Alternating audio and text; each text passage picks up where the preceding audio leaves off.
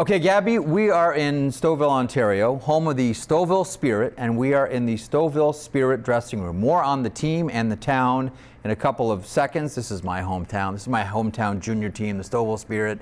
Everyone here is thrilled to meet you. We just had the mayor pop by a second ago, and when I think about hockey locker rooms, or as we call them in Canada, dressing rooms, when I think of rooms like this, I think of speeches, and I think of Knute Rockne in 1928, Notre Dame. And I think about Herb Brooks in 1980. Yeah. Right? And we still talk about when coaches lose it, oh, he's gone full Herbie. Oh, he's gone full Herbie. We think about Al Pacino on Any Given Sunday. And I think about 2011, HBO 24/7, Road to the Winter Classic.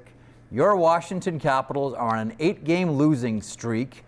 And you get into the room and start peeling paint. A lot of those were in overtime, by the way. Okay, so you still got the point. Yeah, we got a point. You still picked up a point. That's like fair. Losing streak.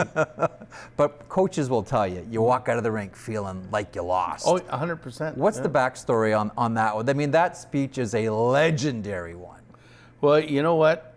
When we first started that, it was George McPhee said, listen, HBO's going to do this thing. And they came in a month before the actual date. They're going to have full access to everything. Locker rooms, coaches' rooms, everything. So you've got to give them full access to everything. So, I mean, so we understood that. And so we'd come in the morning and I'd get there at 6:30. They'd already be there ready to mic you up, and you were mic'd for the day. Yeah. And if it was a game day, you were mic'd in between periods and everything else. So this was in the midst of that losing streak. Yeah. And we were playing Florida, and I think now it was like a 2-1 game. And in the last 5 minutes, we had two penalties, and so it was 5-on-3. We kill it off, and then they score with about 8 seconds to go in the period to make it 3-1. And I'm watching, I'm sitting on the bench, my arms crossed, I'm like this, I'm watching them come off, and they looked like their shoulders were dragging, their faces, if it could touch the ice, it could touch the ice. This is the Capitals, who for 3.5 years had never lost 3 in a row. And yet now they were looking like the deadest team I've ever seen. So I remember, this is not planned. Very little of my stuff is planned. And so I'm walking in, and there's the HBO guy with the camera just pointing like this. I said, "Can you leave our room? Can you leave our room?" He says, "No, we've got full access." And I said, "Okay, here goes." And so I didn't know what was going to come out of my mouth. I really didn't. Yeah. And then I started, and I think it was, 18 F-bombs in 42 seconds or something like that. And everywhere I've gone, this is a true story. If I've done a talk somewhere, or if I've gone and did a coaching clinic, this is what they lead with all the time. This is Bruce Boudreau coaching. And I'm going, it's the most embarrassing thing. But the funniest thing was, somebody in the stands will yell at me, "So stuff's not going right." They started off with that, you're prima donna perfect. That's the one. Yeah. Hang on, Gabby, pause on that. I can't tell you, since watching that, how many times I've used that exact line. Prima donna perfect is now part of my vocabulary for the rest of my life. I don't even know where it came from. I never used that word once in my life. and out it came. Because I think I started off with, I don't know what's going to come out of my mouth. Yep. But here goes. And I've used that line quite a lot when one of my teams wasn't doing so well. So the next morning I come in after the game, and we go out and shit the bed in the third period and lose the game. So I come in and I'm asking our team services guy, and I'm going, "Hey, are they using any swear stuff in the show? Did I swear on TV?" And they said, "We just watched it, and yes, there's going to be some swearing going on in there." So I was going, "Oh well, I don't know how it's going to go over." But little did you realize at the time that it would become sort of iconic, and everywhere I go, they're using that. But it was a great moment because I think we went on to win 10 or 11 in a row from that moment on. So it was good. Must have been the speech. Had to be the speech. I don't think it was the speech, but I think once the Winter Classic was over at that point, I mean, guys would come over and you go, "Hey, can you start swearing more in the dressing room?" Because I didn't know what was going to happen. And I mean, everything is in real time there. Yep. And, the last thing I wanted to do, and I blocked the cameraman out, but the last thing I wanted to do was start to speak, try to say something, knowing the cameras were in the room. Yep. And but the HBO people were so good. There were times during that losing streak that I would come in between periods, and the coaches, we would be lambasting some of the players. Oh yeah. Just screaming, and not to their face, but when we're by ourselves. Just in the coach's room? Saying, that guy is so horrible. How can we play him? And they never used any of it, which was great, because they said they'd done sports before, and they knew when to use it and when not to use stuff like that. So it was very grateful that they didn't use some of that stuff. Of all those shows like that, that one was the Cadillac of all of them. Welcome to the Hockey Lifers, presented by PenFed Credit Union. Great rates for everyone.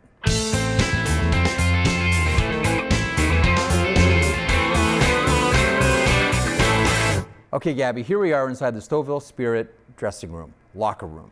I'm really comfortable here, but I don't think I'm as comfortable as you are here. You've grown up in locker rooms as a player, as a coach as well, but getting you here, before we get to news of the day and Hey Gabby, and we're going to talk about Ovechkin 900, before we get to that, how did you get here? This has been quite a saga for you over the past few days. Oh my goodness, this is not a trip from hell. It's been a great trip, but it's been a drive from hell. My daughter, and it's the first time we ever did this, she knows I'm a real big Notre Dame fan, and that's there in the hat because I just bought it at Notre Dame Stadium. And so she'd planned, she said, "I'm going to give you an early Christmas gift. I'm going to take you to Notre Dame, and we're going to see a game, just me and you." And I'd never gone on a trip with my daughter, so I said, "Okay, great." And so as it worked out, and then that's when, before we were actually doing the podcast, so then I got the idea, well, why don't I do the podcast at your house? Because I got to come to my mother's right after. So, and with this thing in the States, with the airlines and everything, so I had planned to fly to Detroit, rent a car, or she was going to pick me up and we would go there. So to make a long story short, I said, something might occur. Sure. I'm going to drive. So I drove 8 hours to, actually we stayed in Kalamazoo. I thought Kalamazoo was just next door to South Bend. It was 85 miles. Home of the Wings. Yes. Home of the Kalamazoo Home of the Wings. So we had to drive 85 miles to the game, 85 miles back. And then yesterday, if people watch the Notre Dame game at all, they know it was in a driving rainstorm. Yep. So, which was really uncomfortable to watch a game, because I've watched so many football games on TV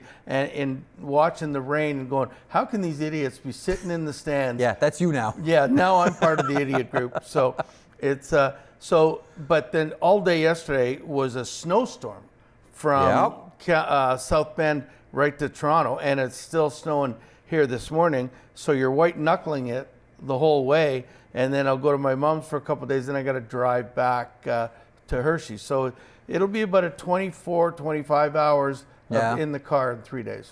It said, musicians and athletes, you're not professional musicians or athletes, you're professional drivers. Oh. That's what it must feel like, Gabby. It certainly is. And driving, when you're driving a lot, to anybody, don't get old. Well, get older, because it's better than the alternative. But but when you get out of a car when you're older, if you've driven in a car for any length of time, you feel like your body is falling apart. And you got to walk around the car 2 or 3 times just to get your legs and arms together, see if they work together. So that's great. That's good life advice. Stay alive. Yeah. From Bruce Boudreau. Okay, so over the next 24 hours or so, and all last weekend. This is Hall of Fame weekend. And there's a number of people going in this year, all distinguished, all well-deserving. Alex McGillney, Jennifer Botterill, Brianna Decker, Jack Parker, Danielle Sauvageau, Duncan Keith, Joe Thornton, Zdeno Chara. I want to focus on those last three to kick off the podcast today. And we'll go one by one. Duncan Keith, sublime skater, Stanley Cups, Chicago Blackhawks. I still thought he should have won the Conn Smythe in 2010. But when you hear the name Duncan Keith, what do you think? Well, I mean, game changer to me. Like, I mean, he was on the Hawks team that beat my Ducks, and he, was just, he's not big. Mm-hmm. He's quick, but not overly Cale Makar speedish. Yep. But he passes from goal line to red line on the tape. He jumps into the play. Hockey IQ, I think, was great. But the biggest thing about Duncan Keith is his competitiveness. And he's so competitive. He wanted to win. Obviously, we all want to win, but he showed it. He would be jumping in the middle of a fray and not afraid of anything. Just a difference maker for Chicago. And the thing too, like, I mean, I was really an advocate of, I think it was 2008, of Mike Green winning the Norris. I was saying it every minute, and Duncan Keith ended up beating Mike out for it.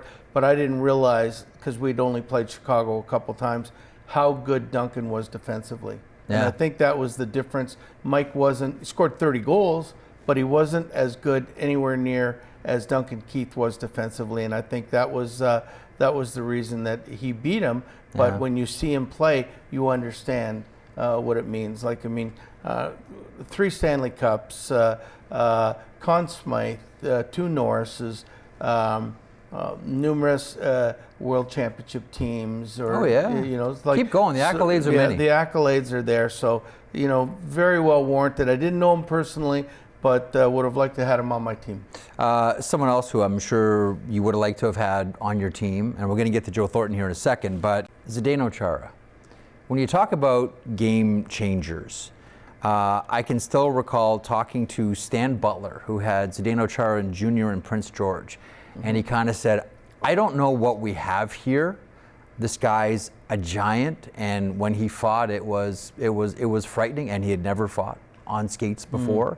And we remember him with the Islanders, and it was still a little bit, here's the big guy, and he's a little bit Bambi on the ice. Don't know what he's going to turn into. Gets to Ottawa, and he sort of discovers his game, and he starts turning himself into one of the premier defensemen that the game has ever seen. But he really reaches the height of his powers with the Boston Bruins. And you look at that Stanley Cup year for the Boston Bruins in 2011 when they beat the Vancouver Canucks. All that season, you look at the analytics of when Patrice Bergeron and Zdeno Chara were on the ice together, nobody else touched the puck. Like, he was physically dominant. He was offensively minded. I used to love watching him on the power play, standing in front of the net for the Boston Bruins. He was tough. He seemed, Gabby, like one of those guys that just needed to have like one fight every year to get it out of his system. I remember when Dave Lewis took over the Bruins and wouldn't let him fight. Cemented the gloves on, and it changed him. It's just like he needed to get that out of his system. What do you think about when you think of Zdeno Chara? Well, first of all, let me ask you a question. You're pretty good at this stuff, so let's see. All right. Do you know I coached him? Where did you coach Chara? Aha! What do you got? Him. Oh, for one game, but he was in Lowell when he was with the Islanders. He was sent down for one game, and I didn't know, and coached him, and then he got called up right away. Yeah. But a nicer guy you never find. But when I think of him, I think of the immovable object. Like, what used to drive me nuts is they would put him in front of the net on a 5-on-3 or a 5-on-4, and I'd remember guys, we had big guys on our team. Like John Erskine would come to back, and he was 6'4", 230, and he'd say, "I can't move him." And Erskine was as tough as they came. And it's like, I can't move this guy, and nobody could move. So I mean, they'd get the puck back to the point, and he was in front. But this was when he was a little more offensive than he was at the end of his career. But huge man, and with a wingspan so long you could never get around him. Yeah. And the thing too with him is he used a big stick. So I mean, it was so tough. He was everywhere all the time. And like, I mean, you talk about people that are big that take care of themselves. Oh, The accolades that he's got off the ice. I mean, climbing the mountains, running the marathons, the triathlons. Yep. I mean, and this guy is an incredible athlete. But I mean, you could never, like, we used to try to get Ovi away from him, but he would play 30 minutes a game. Yep. So if Ovi was on, it's easy to match defensemen to forwards because it's just so much easier than a line. You only have to change one guy, and whoever was on would come off, and Chara would come on, and he was, you know, Ovi will be the first one to tell you he was probably the hardest one to play against for sure of anybody he's ever played against. Did I ever tell you my theory about Zdeno Chara? My theory about Zdeno Chara, Gabby, is every season he played in the NHL, he should have won the Lady Byng. Because if he wanted to, he could have wrecked this league and left a body count behind him, the likes of which we've never seen. But he always chose not to. He chose not to, but when he fought, I will tell you. Dave Coachy fight. Yeah. The Dave Coachy fight. When he fought, the only thing you could hear when his gloves dropped to the ice were, uh-oh. And that was coming from the guy who was going to fight.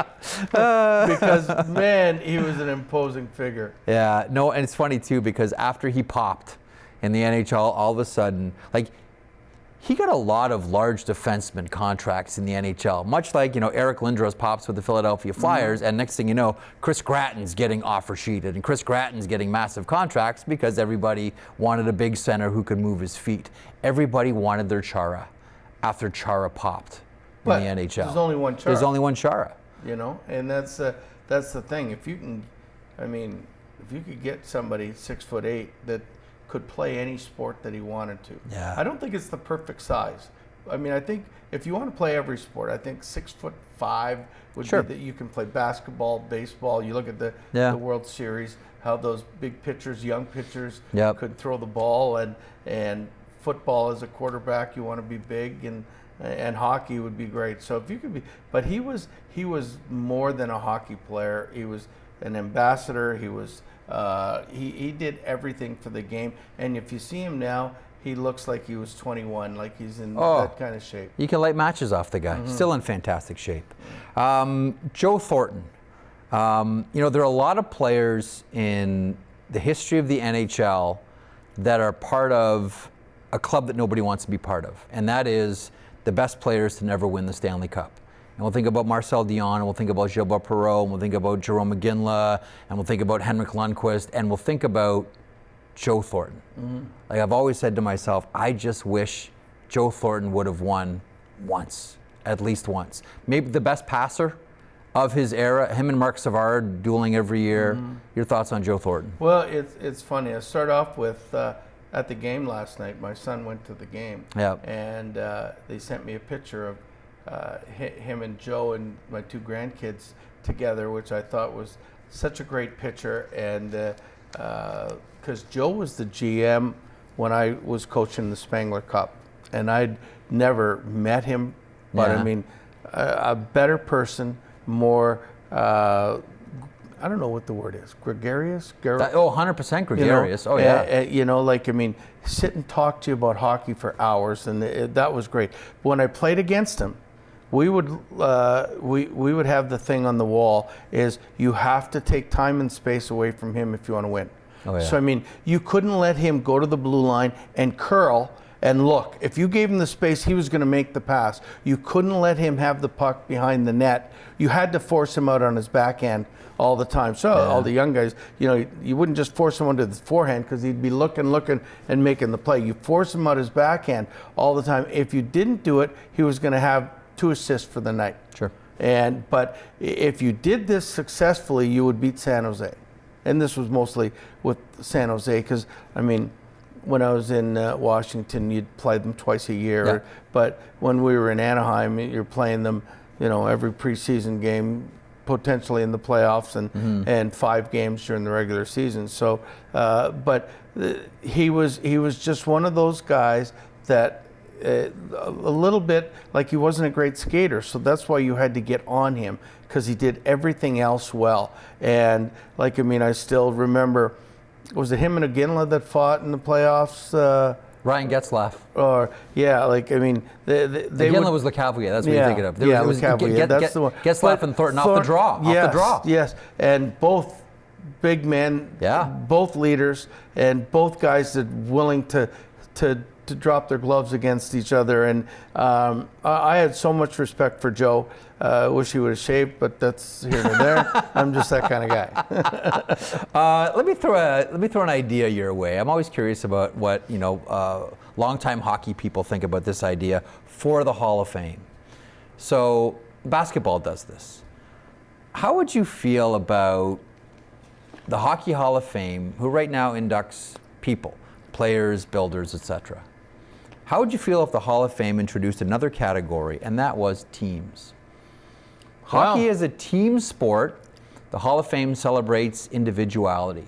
How would you feel about certain teams being inducted into the Hall? I mean, hockey is the ultimate team sport. That's what I'm saying. And I mean, without putting any thought into it, I think it would be a great idea, because there are certain teams that have just, more of the older teams, even than the younger teams, I think, but more of the older teams that were so tight-knit, and that it would be a good idea, because players on that team were so important to that team, but they weren't individually getting the accolades that that team wouldn't have gone anywhere. Those individuals wouldn't have gone anywhere, the great ones, without these supportive groups. And I think it would be a great idea. But I'm going to just change it a little bit. I think it's a great idea. I think the Hockey Hall of Fame, which is a fabulous thing, and the speeches on Monday night are going to be unbelievable. But I'm a big, like, not critic, but I get mad because I have the Hockey Hall of Fame on a pedestal, and I think sometimes they're like, when I hear announcers say this guy's going to be in the Hall of Fame, no, it's not the Hall of really good players. It's the Hall of Fame. And I'll tell you, like, I mean, I don't know if this is going to be like, but McGillney out of all his career had two 50-plus goal seasons. One was 76. What's the 76? Okay, so one season you can be in the Hall of Fame for one season. You see, I'm very much of the mind, and this is. There's only been a couple of players who have won this trophy who are not in the Hall of Fame. I look at peak performance, and if you win the Hart Trophy, not that it necessarily should guarantee that you go in, but if you can be the best player or most valuable player in the world for 1 year, I know we're going to hear, okay, what about Jose Theodore, America? I get it. But to me, that means you should be at least warm to getting in the hockey. It shouldn't be a guarantee. Just like 500 goals. Like, look at the 500, Peter Bondra, right? John Tavares now. Keith Tkachuk, right? Like, there are some, 500 goals feels like a barrier to entry too. Like, what is the criteria then to get you in? I think it should be, to myself, if we're not going to do the team thing, career thing. I think 1 year, to me, doesn't make it. I mean, I want to see guys have to be in that Hall of Fame. If Daryl Sittler wasn't in and he got 10 points the one night, that's the greatest scoring night in the history of hockey. Do you get in for having one great moment, one great year? I just think there's too many guys mentioned, whereas I put that on such a pedestal. You have to be amazing. Now, McGillney had that 76-goal year, then he had a 53-goal year, and he had a 43-goal year. Really good stuff. But you're not going to see Bernie Nichols in there. And didn't he score 71 years? He sure did. Dennis Maruk, who we were going to talk about, he scored 60. Yes, he did. Like, I mean, and 76 assists too, a Caps record. Yeah. So, I mean, but nobody mentions Dennis to go in, and I'm mentioning you, Dennis. So I mean, don't worry, Dennis. We're talking about you later. Stay tuned. So it's I mean, that's what I'm thinking. Yeah. Along the lines I'm thinking. I may be wrong, but you get pressured. I mean, the voters do, but I mean, there's been some great people with some fabulous years, and they haven't gotten in. I want to pick up on one thing you said there quickly, and we'll get to news of the week. You mentioned Darryl Sittler and the 10-point night against the Boston Bruins. It's one of those records, and we always look at, this record's never going to be broken. We said that about the Gretzky goal record once upon a time, and Ovechkin smashed it, and we're going to get to 900 in a second. But I really think that 10 points is never going to be broken, not because we won't have a player good enough to do it, but you know what the problem is? Coaches. Those dicks. You know why, Gabby? Yes. Because players now, Tage Thompson almost did this against Columbus a couple of seasons ago. He's having a great night. It's like, oh man, Sittler's record's in trouble here. And all of a sudden, because they don't want to embarrass the other team, all of a sudden, he's off PP1, he's not getting a regular shift, he's sitting down thinking to myself, you could be chasing history here. That is so true. Like, I mean, like I'm one of those coaches but I get so mad if we were down 6-1 and the other team's first power play unit comes on with 5 minutes to go in the game. You just want to go at them. But you know what? Since Darryl got the 10 points, I think there's every minor league scorer, every NHL guy that is a real prolific scorer would sits there and says, "Could I get 10?" Could I get 10? Like I remember myself, for example, stupid story. I was playing in Nova Scotia and I got 2 goals and 1 assist in the first period, and I'm going, I think I can get 10 tonight. I'm going for the record. I ended up -1 that night. You had 3 points in the first, and you still ended up a dash? I was on for 4 goals in the second and third. But I mean, it's crazy how you think. I don't know if other guys that scored a lot thought that way, but I mean, it was the benchmark. If we could score that many many points, like I mean, and everybody knew about it all the time. So. That's awesome. A couple of things happening over the weekend. First of all, Nathan MacKinnon right now is the best player in the world, full stop, period, the end. But are we starting to see a changing of the guard right now? Leo Carlsson, Anaheim. Connor Bedard, Chicago. Macklin Celebrini, San Jose. That's your top 4. Nathan MacKinnon is number 1. He had a heck of a weekend. Yeah. But 2, 3, 4 are the new kids. And they're all under 21, right? And it's incredible. It's a lot of fun to watch. Are we starting to see the beginnings of the changing of the guard, not unlike what we saw coming out of the lockout of 2004, 2005 with Alexander Ovechkin and Sidney Crosby, the beginning of the change? I think the beginning, okay. But the one thing is the guys that are still the best are still going to be up there. Like, I mean, you know, the McKinnons and the McDavids and the Draisaitls, they're all going to do their damage. I mean, we're talking 15 games in. Yeah. We could talk this stuff 60 games in.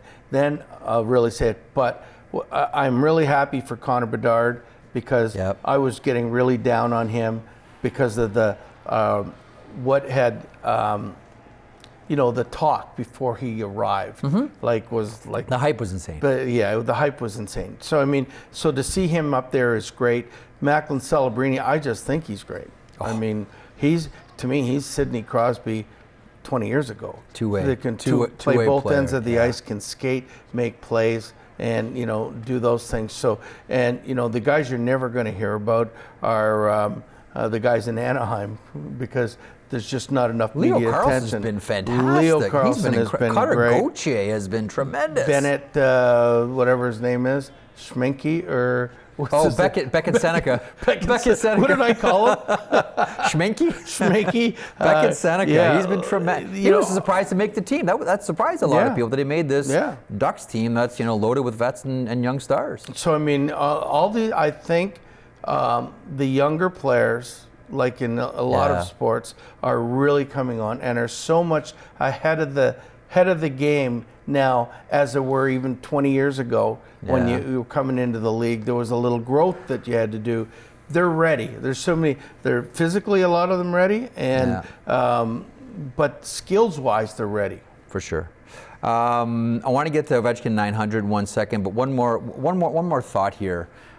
from something we saw on the weekend, and that was Saturday night, Oilers Avalanche. It's one of those games that when you see it on the calendar, you say to yourself, okay, here's two of the fastest teams in the NHL, two of the top teams in the NHL. Right now, Colorado's already hit their stride. They're playing like it's January already. Edmonton's kind of hit a speed wobble here and there. We're waiting for them to spin out of it.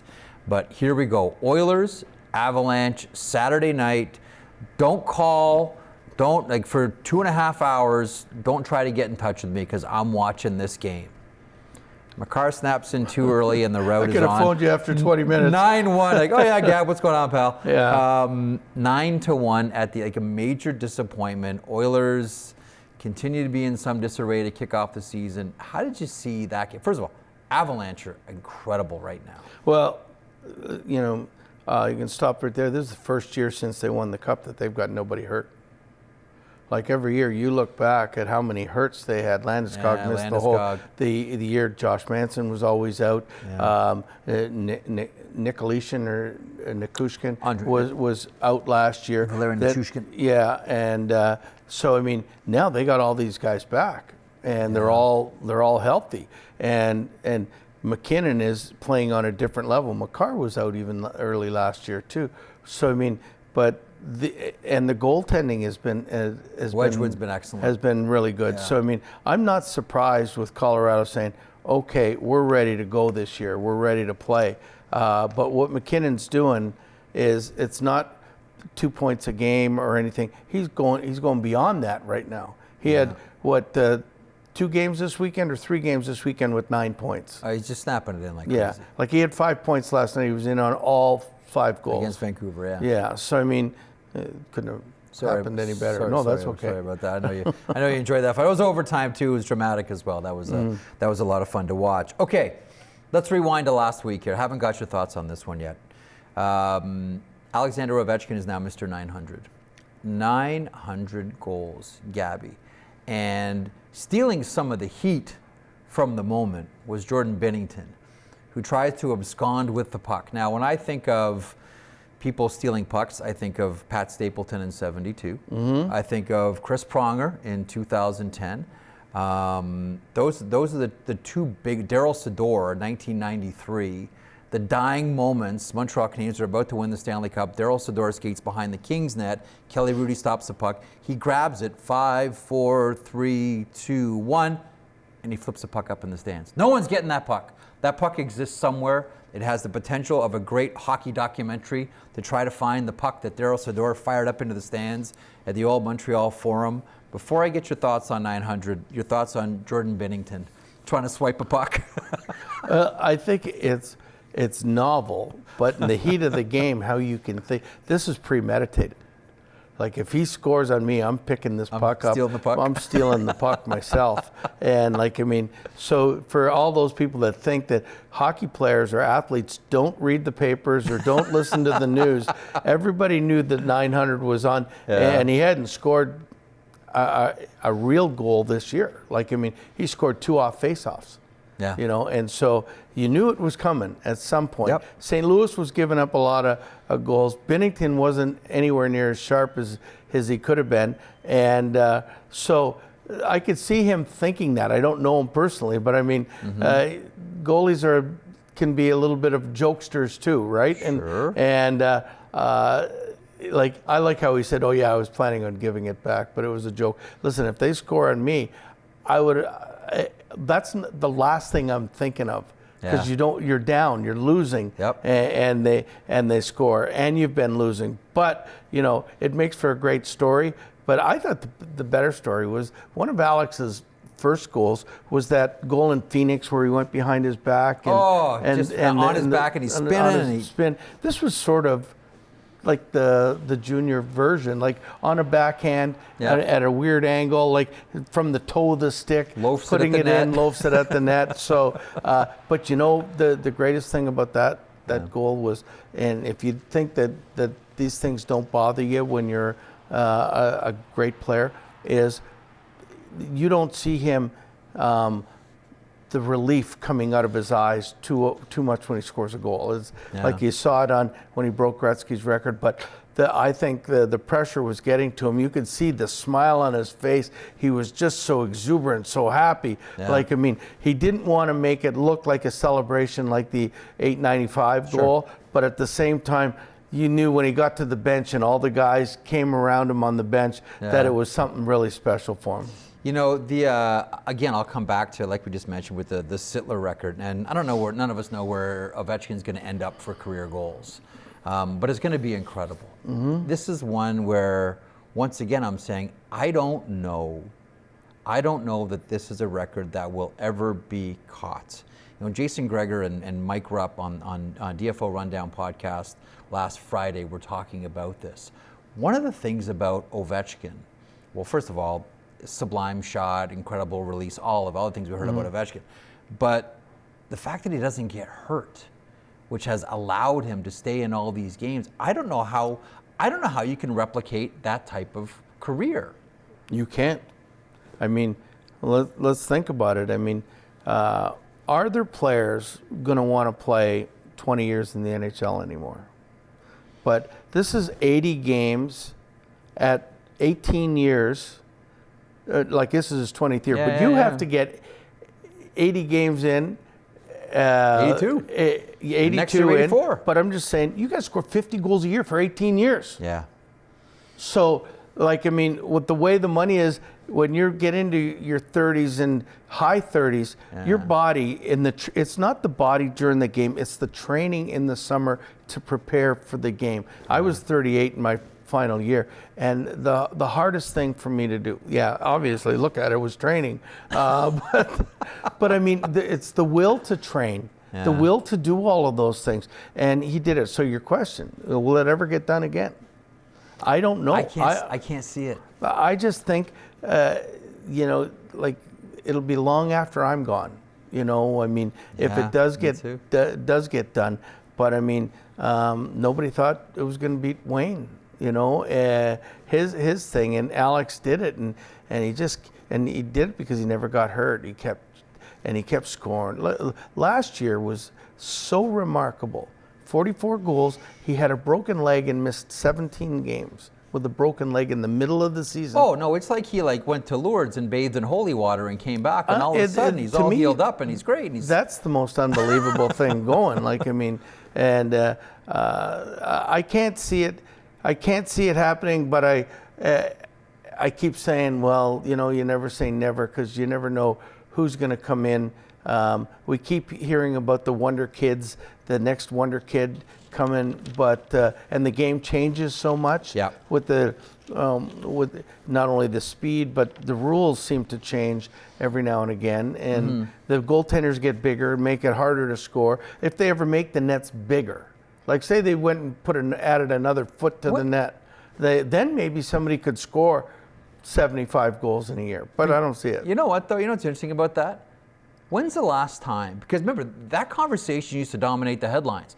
Oh, it's too hard to score. The goalie's equipment is too big. We need to make the nets bigger or make the nets higher. They're sealing up the bottom of the ice, and this RVH is. When is the last time you had a conversation where anyone said the NHL needs to make the nets bigger? Like, it's gone back to advantage shooter. You know, Alain Vigneault, when he coached the Rangers, had the great comment. He said, if shooters want to score more goals, they should work on their shot in the off season. He said, goalies go and work on their craft. They go work on goaltenders. Guys go and lift to try to get their strength back. How about training what you do? And you look at, like, everyone's got shooting coaches now. Everything's all about, you know, pre-shot puck movement, etc., the Royal Road, all of it. Like, now it's gone back to advantage shooter. When's the last time anyone brought up how we have to make the nets bigger? The conversation is gone. Yeah, it has gone. And I mean, you look at the first 10 games of the year, how many 7-6? We just saw 9-1. Look at Anaheim's filling the net, like 8 goals a game. They've scored, what, 7 times 4? Yeah, it's insane. 7 goals 4 times already this year? It's insane, Yeah, so anyway, I don't think we'll hear that that talk about nets bigger too often. I mean, now the goalies are 6'6", 6'7" too. I think that makes a difference. Yeah. But just to getting back to Alex for one last moment, I mean, what he's done is the hardest thing to do in hockey is score goals. The hardest thing to do in baseball is hit a ball. Yeah. So when you are hitting 60 and 70 home runs, and it's in the same, but to do it for 18 years in a row, like the Judge can't do it as good as he is for 18 years. I don't see anybody anytime soon coming anywhere close to that. Remarkable. By the way, just a quick aside about Ovechkin. Like, you were there, you coached him. How did he always stay healthy? Like, how do you always stay in the lineup? Well, if it were that simple. I'm kidding. I'm not. I'm just kidding. No, I don't know. Like I will say this. His body mass, like his knees were twice the size of a normal guy's. Yeah. And so, I mean, if you hit him, and I remember Tim Gleason going knee on knee with him. I remember Goncher going knee on knee with him, and them guys being hurt, okay? But Alex was just a bigger, stronger man. And I mean, you know, you talk about 900 goals, and like he was always the hunted, or the hunter at the same time. If you hit him, the way he stopped getting you to hit him was he would hit you harder than you hit him. And so, I mean, that kind of respect was all over the league, and it was amazing. But if you could just see him, his legs were bigger, his arms were bigger, his chest was bigger. We interviewed him 2 weeks ago, and I was still amazed. I hadn't seen him close up in a while, and how big thick he was. Thick person. Okay, we got a couple of things that we want to get to here. I want to do Hey Gabby, and we've got story time. And don't forget, Dennis Maruk, you're still coming up. But I want to give you a chance to talk about the Cubs. So we're in the Stouffville Spirit room. We're going to talk about the Cubs in a second. So Stouffville Spirit, this is my hometown junior team. Love this team, and thanks to Kenny Burroughs and the entire staff here for accommodating us. Team was founded in 1995. When I moved up here in 2012, that's when they won the championship. And players that they've graduated to the NHL include Chris Tanev, Isaac Phillips, David Archibald, Drake Caggiula, Michael Carcone, Ethan Werrick. So these are some of the names that have played in this rink on that sheet outside this dressing room. But tell us about the Cubs. And by the way, I've always maintained, and I'm going to give you the floor for this, Gabby, you never really own a junior team until you complain about the stick budget. So, Gabby, if you want to complain about your stick budget, go ahead. Hey, listen, I complain about every little penny they spend. I mean, well, actually, the Cubs it's the U.S. Premier Hockey League, and it's a junior team, more for kids that I think would. They're done high school, have nowhere to play, but they still want to play college. And it's usually they can get on a Division III. If you're lucky enough to get a Division I player, that's great. Or they want to take a year off high school, but not stop playing hockey. Because it used to drive me nuts, because when you play any sport and you're passionate about them, if you're 5 years old and then you play till 17 and then it's over, there's nowhere else to play. Right. I wanted kids to be able to play for another 3 years. So, and then maybe join college. Then all of a sudden, they're adults, they can play in beer leagues and love it. Just like we used to love softball when I was growing up in Toronto. And then you play in all the adult leagues. You knew you weren't making the majors, but you played in the adult leagues. So that made sense to me. So we got my son, Brady, became the coach. Well, he played it. He played in the league in Minnesota, and then he became an assistant coach. And then, so when we moved to Hershey, we bought the team in Minnesota, and it was going great. And it still is going great. And but when we went to Hershey, like any good mother, she wanted her son to move to Hershey. So she says, "You got to buy a team and come to Hershey," and we did. And like, I mean, I think we do so many good things. I mean, we got two teams now. One's a premier team, one's an elite team, which is basically the American League team feeding into the other team. And they're in first place, and they're doing great. The premier team is not winning, but we're in every game. I'm driving up, and we said, "Oh, we lost 3-2 yesterday." I go, you know, like, I mean, that's how we lose, but it is fun. We bill it ourselves, 5 of these kids. 5 of the kids. 5 of them. And I tell my wife. Hang on, never mind the stick budget. How's the food budget? Oh my God, the food budget is out of control right now. We got 2 kids from France in our house. We got a kid from Russia, an American kid, and a kid from Poland. And like it's United Nations at dinner time, and that's I keep thinking, well, the Waltons are eating dinner again tonight.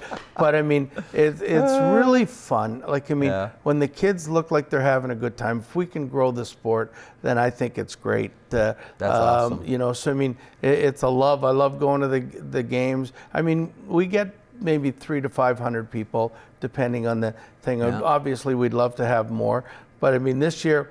We bought a bus, okay? Like, I got to tell you this quick story. Because the bus budget, you're talking about budgets, are out of control. So it wasn't my idea, but Brady and Crystal come up and say, let's buy our own bus. We got 2 teams, you know. We'll make out like bandits on this thing. So we find a bus in Vegas, okay? Yep. So I'm just going to tell this story.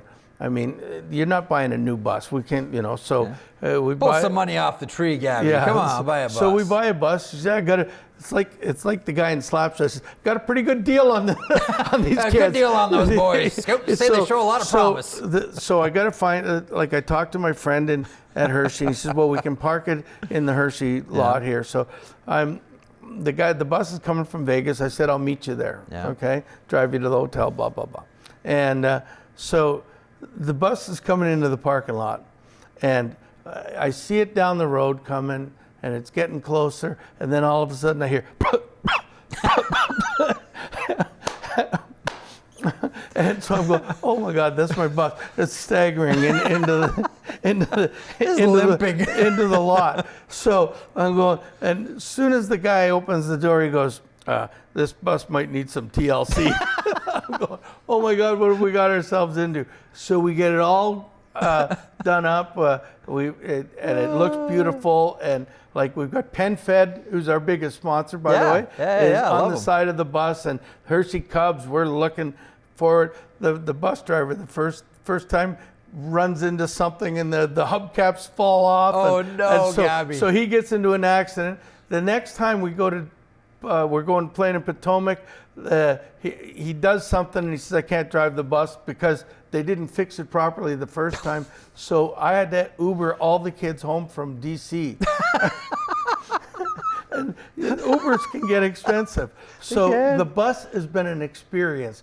But, I mean, we're trying to do everything we can to make the boys more comfortable. I have one, hang on, I can't just leave this hanging out there. I got to ask you one question about your bus. Do the kids watch Slapshot on the bus? Well, they're all at the back, and they're all on their own computers now. Okay. I mean, I would think that if I brought it up, every one of them would have seen it already. Now, do they know that player on the Hyannisport Presidents in the opening scene? I have never brought it up to them, but I should tell them some stories about Slapshot. But I think it would be going good. I think, by the way, people that are watching, we're going to try to get a couple of the actors that were on Slapshot when I was there, and that we became friends, and I still have their numbers and everything. And matter of fact, Jerry Hauser, who's one of the guys I'm thinking about. Oh, that's great. Killer Carlson. Who was Killer Carlson in the movie. He was the first one to phone me when I got fired. And we've talked off and on. Vancouver. In Vancouver, off and on for the last 50 years now for the movie. So, I mean, it's great that he even knew who I was. That's but we awesome. had fun. We had some fun times in the times we were making it in Johnstown. It was great. All right, Jerry Hauser, come on down. Time now for Hey Gabby, the interactive segment. So for you to participate in this, get your questions answered by Bruce Boudreau. Just use the hashtag HeyGabby.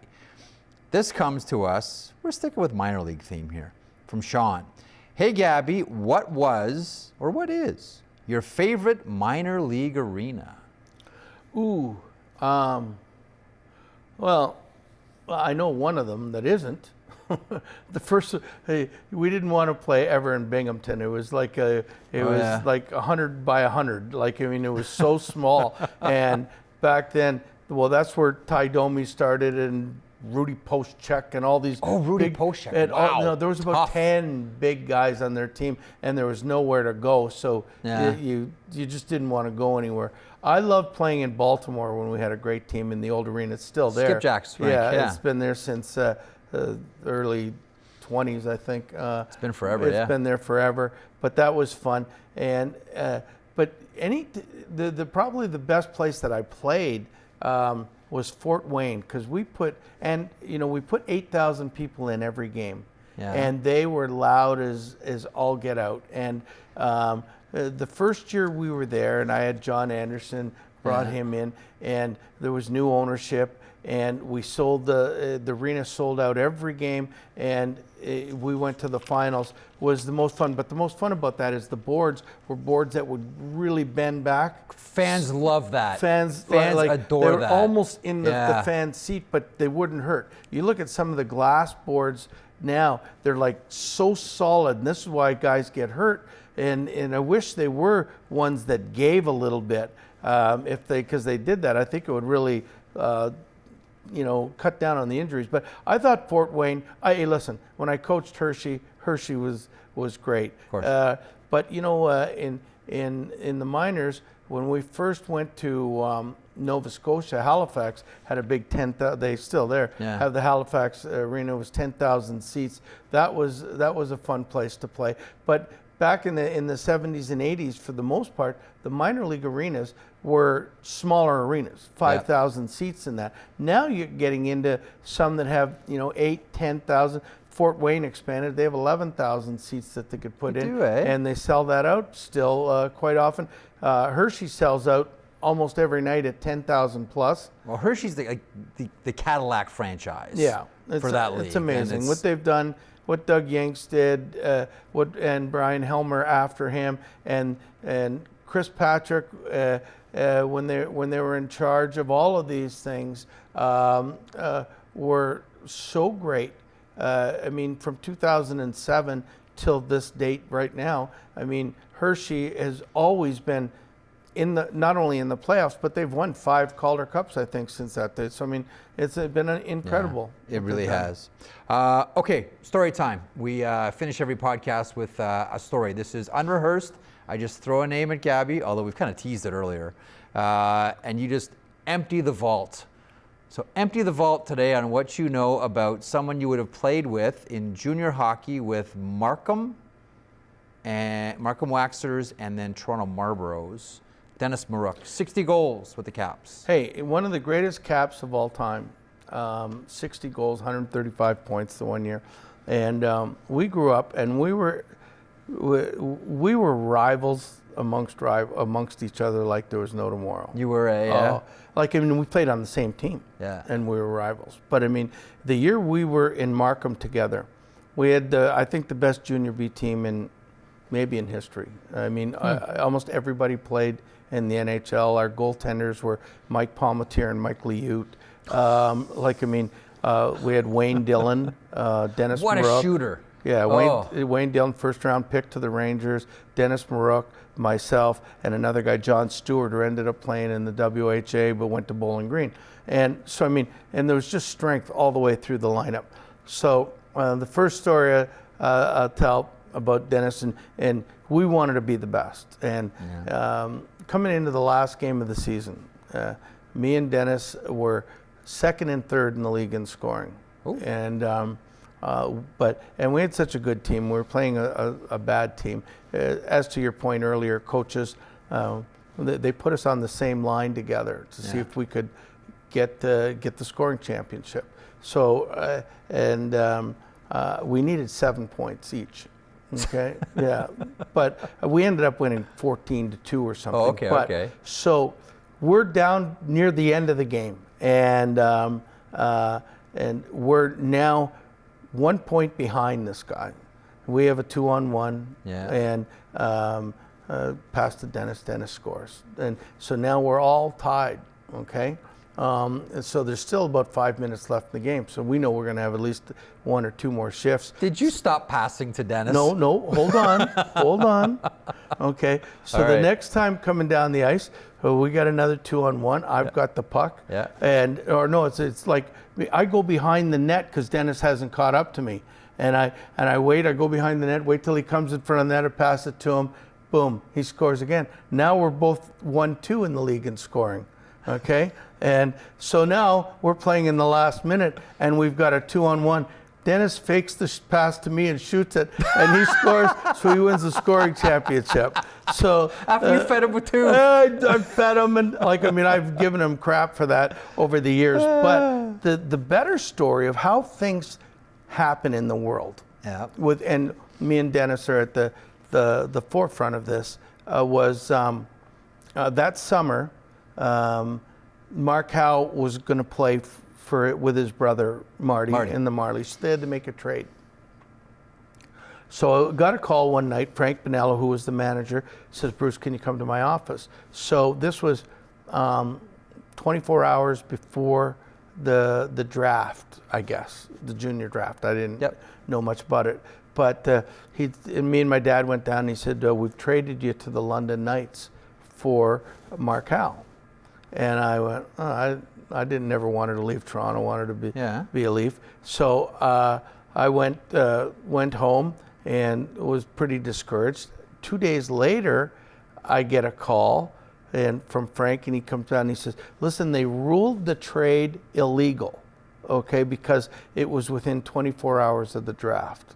So we had to do a new trade. So the new trade now was Dennis Maruk, Larry Goodenough, and Steve Langdon for Mark Howe." So the 3 of them went for Mark Howe. I got to stay with the Marlies, where we won 2 Memorial Cups. And Dennis went to play with London, where he became a star and was a high draft choice of Washington. So, it's funny how things work out. So where we were rivals as teammates, but then rivals in junior. And Dennis had a great career, and great. Every time there's a reunion, you see. I see Dennis in Washington. Do you still bring up him chiseling a scoring title? No, not. Have you left that I didn't the last time. That might have been the only time. But he had some health problems, so I didn't want to send him over the top at that point in time. But no, we're fine now. Every time we see each other, I still think he lives in Toronto. But it was great rivalries between Dennis Maruk, and he had an unbelievable career. And if the team was any better at the time, his recognition, like we were talking, McGillney, would be a lot more in the NHL circles. But his nickname was Pee Wee, and he was small. But his stick only came up to under his chest. It's still to this day, I think, the smallest stick I've ever seen. First Washington Capital to 100 points. Mentioned the 60-goal season, and for me, what I always remember about his time in the Caps was playing with Mike Gartner and Ryan Walter. Well, that's why you got. What that's a pretty good line, yeah. The Roaring Twenties line, I believe, was one of the names they had for it. Anyway, great hearing stories all podcast long. Great hearing you talk about the great Dennis Maruk as well. Want to thank PenFed Credit Union. Great rates for everyone for sponsoring the podcast. Thank you so much for that. Glad to have you aboard. I want to thank the Stouffville Spirit and Kenny Burrows, who not just made this available, and they were driving through that snowstorm last night, and they dressed the dressing room up real nice for us, and first-class operation. So thanks to Kenny Burrows and the Stouffville Spirit. Ryan Morgan, our shooter, who came in at last minute to do this. Thank you very much, Ryan. Thanks to everybody else back in Washington at Master Control. You have a closing thought, Gabby, before we move on? Where are you planes, trays, and automobiling next? No, I'm going home, and I just plan on doing this for next week from home. We're looking forward to having another great guest on next week. Fingers are crossed. On behalf of Bruce Boudreau and everyone involved here at the Hockey Lifers, thanks so much for watching. Thanks so much for listening, for interacting. Thanks so much for the support. We're back in 7 days.